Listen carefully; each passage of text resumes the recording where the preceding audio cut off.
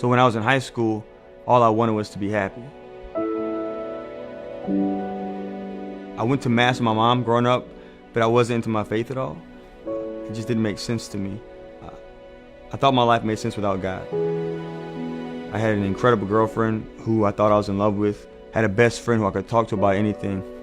But over the course of one summer, she broke up with me, and my best friend moved away. And I remember feeling empty and alone, and I was embarrassed.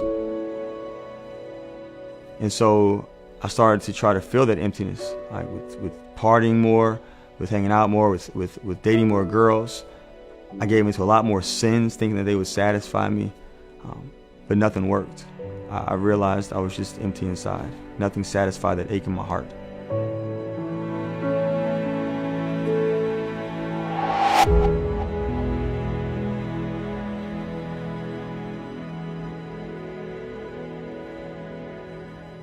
During my college years, I wanted reasons for my faith, and so I went to school just to learn more about my faith. But when I got there, it seemed like the answers that I received were things that just made me question even more.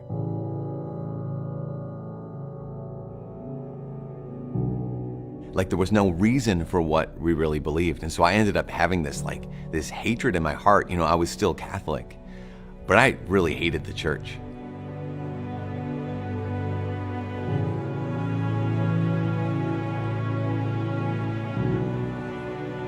I even became a missionary after college, a full-time missionary in Central America.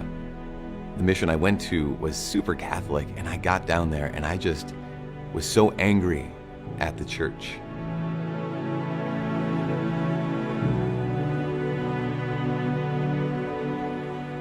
That I would go to Mass and I would openly make fun of the priest during his homily, during the entire Mass. But I had no idea how arrogant I was and how drastically my life was about to change.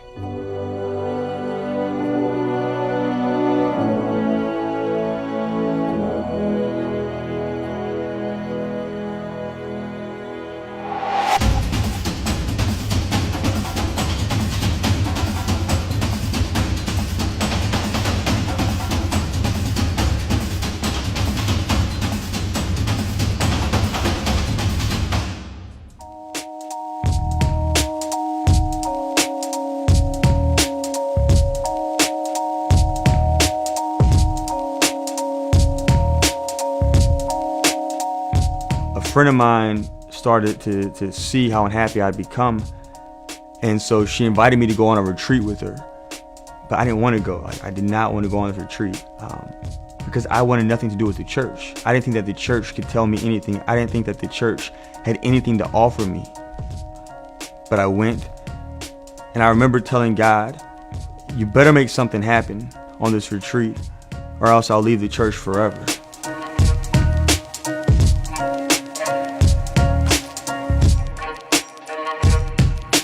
But on the second night of the retreat, I felt like I heard God speak to me. I heard him say, "I love you." And it pierced my heart because I always thought growing up that I had to do something to earn someone's love. But here God was looking at me and my brokenness and my mess with all the junk I had done over the past few years, all the sin I'd committed, and he told me, "I love you." I asked him, "What is your will for me?"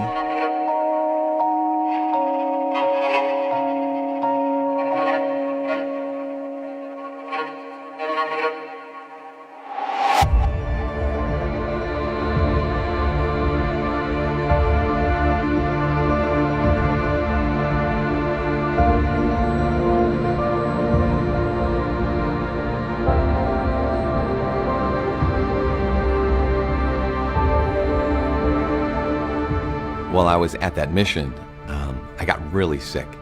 So sick that they thought I was going to die. So someone called the priest, and as I was lying there in that bed, in walked the man that I had made fun of for weeks now at every single Mass. And without hesitating, he rushed to my bedside and he gave me the anointing of the sick, and he gave me Holy Communion. And I remember lying there thinking, maybe I was wrong. Maybe this man really does know who Jesus is. Maybe this is all true. That began this process of asking questions in a really deep way. and finding the answers for the first time. And as I found those answers, something in my heart and in my mind changed, and I realized that I was not only falling in love with God, I was falling in love with His church that He gave us.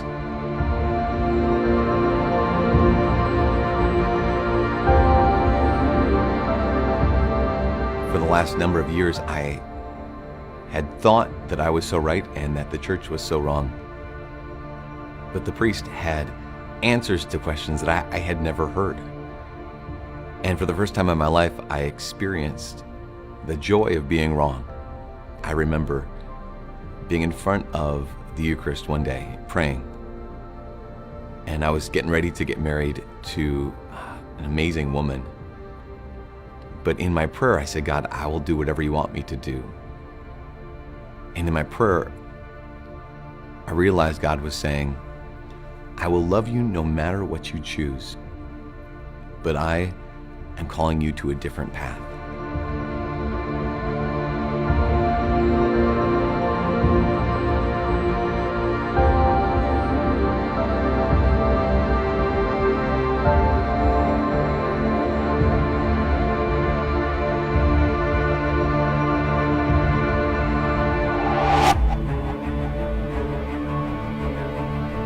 After the retreat, I started going back to church more. And the more I spent time praying with Jesus in adoration, the more it made sense to me what He was calling me to do.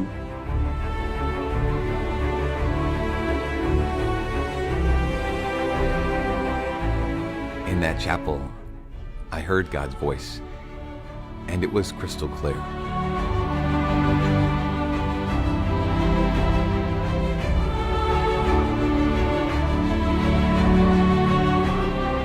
I said to Him, Lord, I hear you calling me, and I will follow you.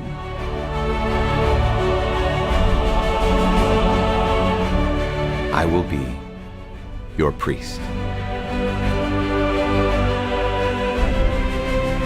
I will be your priest.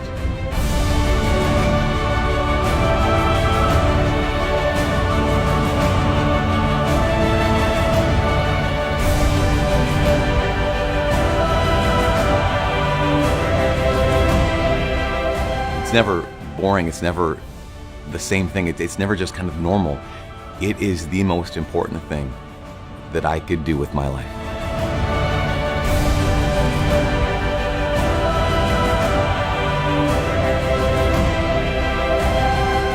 Before I entered the seminary, I thought that all priests were perfect. Then I got to seminary and I quickly realized I'm broken. I'm so broken.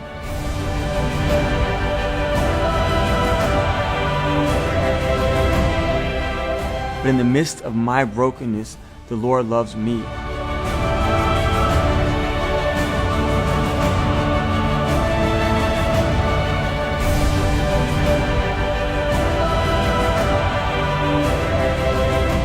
As a father, as a priest, I get to heal God's children. As a father and a priest, I get to feed God's children. In fact, all of the sacraments that are given to us by priests, they're the role of the father, of giving life and of healing and of feeding.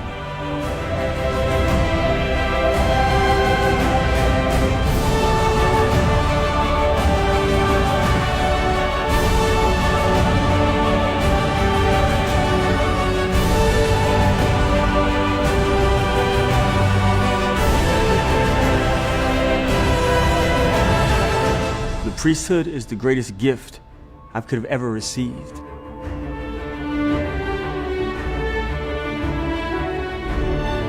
I am unworthy to be a priest. Every time I'm at the altar and every time I say the Mass, the universe is changed. The world is different because of what God has done and continues to do through the Mass.